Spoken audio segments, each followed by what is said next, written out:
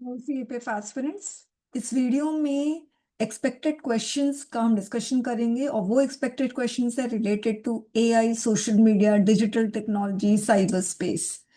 तो इसमें फर्स्ट है डिजिटल चाइल्ड अब्यूज। तो ये क्वेश्चन इसलिए इम्पोर्टेंट है क्योंकि एआई सेफ्टी रिपोर्ट 2025 का रिलीज हुआ है, जिसमें बोला गया है कि चाइल्ड सेक्सुअल अब्यूज मटेरियल बहुत ज्यादा जनरेट हो रहे हैं बिकॉज ऑफ एआई। और यूके ने तो पॉलिसीज भी इनिशिएट कर दी है against child sexual abuse material, जिसको शॉर्ट फॉर्म जिसका निकाला गया है सी सैम। ओके। और इंडिया में सीसैम के लिए कोई भी लॉ नहीं है। आईटी एक्ट है 2000, पॉक्सो एक्ट है, भारतीय न्याय संहिता, मगर कहीं पर भी AI generated child abuse material के बारे में कोई लॉ नहीं है। तो ये बहुत इंपॉर्टेंट है, रिपोर्ट में आ सकता है। नेक्स्ट है digital citizenship curriculum for children, the need of the hour. तो इसमें इस करिकुलम का ऑब्जेक्टिव क्या होना चाहिए, कैसे बच्चों को ट्रेन किया जाए how to navigate the online world responsibly, safely and ethically.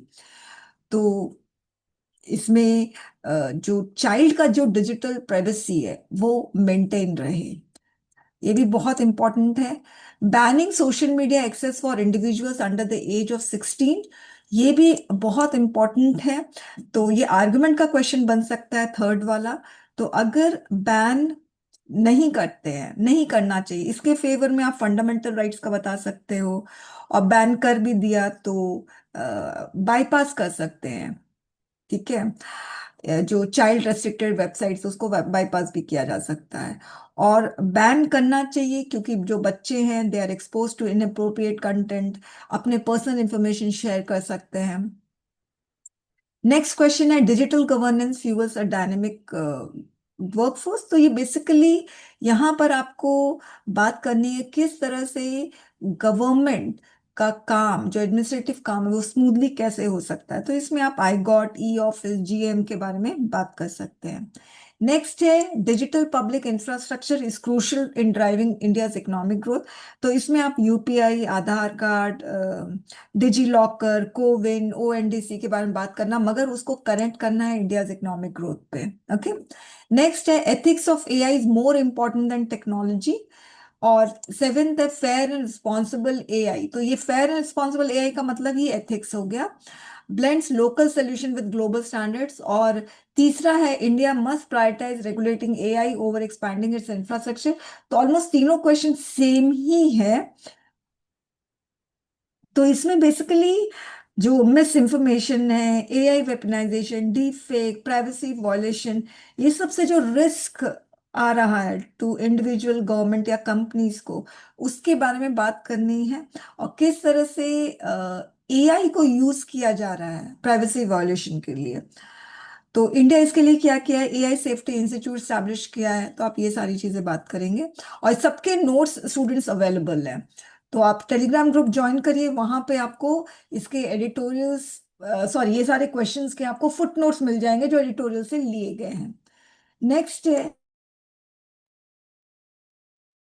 India's AI ecosystem is still in infancy, lacking a full sovereign. तो इंडिया एआई में सोवरेनिटी हासिल करना चाहता है, जिस तरह से चाइना ने किया है विद डीप सीक, यूएसए ने किया है विद परप्लेक्सिटी।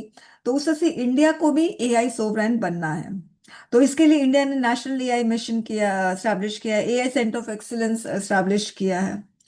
ये सब आप बात करना, इसमें क्या चैलेंजेस है एआई सोवरेन होने का, ये भी आप बात करोगे। नेक्स्ट है China is posing a serious threat to India's IT dominance. Obviously China जब से एआई सोवरेन बना है विद डीप सीक, तब से ये क्वेश्चन बहुत इंपॉर्टेंट हो गया है। और चाइना ऊपर से low cost IT services provide करता है। और जो एआई जनरेटेड, एआई के आने के बाद तो वैसे भी स्किल एंड लेबर बैरियर तो खत्म ही हो गया है। तो किस तरह से थ्रेट पोज कर रहा है चाइना, इसके बारे में आपको बात करनी है। अब नेक्स्ट है e commerce boom. E commerce boom इसलिए इंपॉर्टेंट है स्टूडेंट्स क्योंकि अभी एक रिपोर्ट आया है जिसमें बताया गया है कि इंडिया का जो ई कॉमर्स इंडस्ट्री है वो 352 मिलियन यूएस डॉलर पहुंच जाएगा बाय 2030। और इंडिया का e commerce industry second largest e commerce sector बन जाएगा इन द वर्ल्ड बाय 2034। तो ये रिपोर्ट की वजह से ये क्वेश्चन बहुत इंपॉर्टेंट है। Next, economic losses due to cyber crime. ये इसलिए इंपॉर्टेंट है क्योंकि एक रिपोर्ट रिलीज हुआ है क्लाउड सेक के द्वारा, जिसमें बताया गया कि इंडिया जो है 20,000 करोड़ साइबर क्राइम में लूज किया है 2025 में। 2025 का ये रिपोर्ट है। तो आप इसमें डीपीडीपी एक्ट के बारे में बताओगे, और यूएन यूनाइटेड नेशन ने जो साइबर क्राइम ट्रीटी साइन किया है उसके बारे में भी आपको बताना है। 13th question, policing digital giant, fair digital markets require limit on big tech control. तो इसमें डिजिटल जाइंट्स कौन है? अमेजॉन है, एप्पल है, मेटा, माइक्रोसॉफ्ट, गूगल है।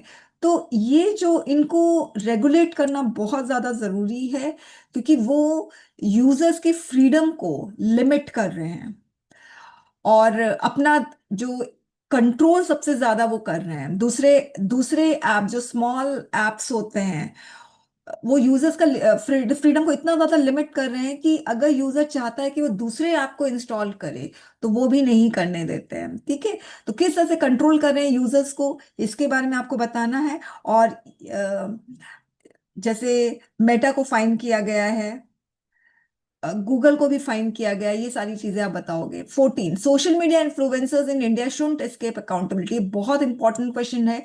जब से ज्योति मल्होत्रा जो पाक स्पाई है, पाक के लिए स्पाई करती थी इंडिया में, तब से ये क्वेश्चन बहुत इंपॉर्टेंट हो गया। हालांकि ये क्वेश्चन मैंने बहुत पहले फ्रेम किया था रणवीर अलाहाबादिया के केस में, समय राणा के केस में, मगर अब ये क्वेश्चन और भी इंपॉर्टेंट हो गया है। नेक्स्ट है supporting disabilities through inclusive technology. तो इसमें आरपीडब्ल्यूडी एक्ट, एडीआईपी स्कीम के बारे में बताओगे और किस तरह से टेक्नोलॉजी डिसेबिलिटीज को सपोर्ट करता है, इसके बारे में आपको बताना है। और इसका अगर आपको पीडीएफ चाहिए तो आप टेलीग्राम ग्रुप ज्वाइन करिए, और इसके अगर फुट नोट्स चाहिए उसके लिए भी आपको टेलीग्राम ग्रुप ज्वाइन करना पड़ेगा, वहां पर आपको ये पीडीएफ मिल जाएगी। Thank you very much.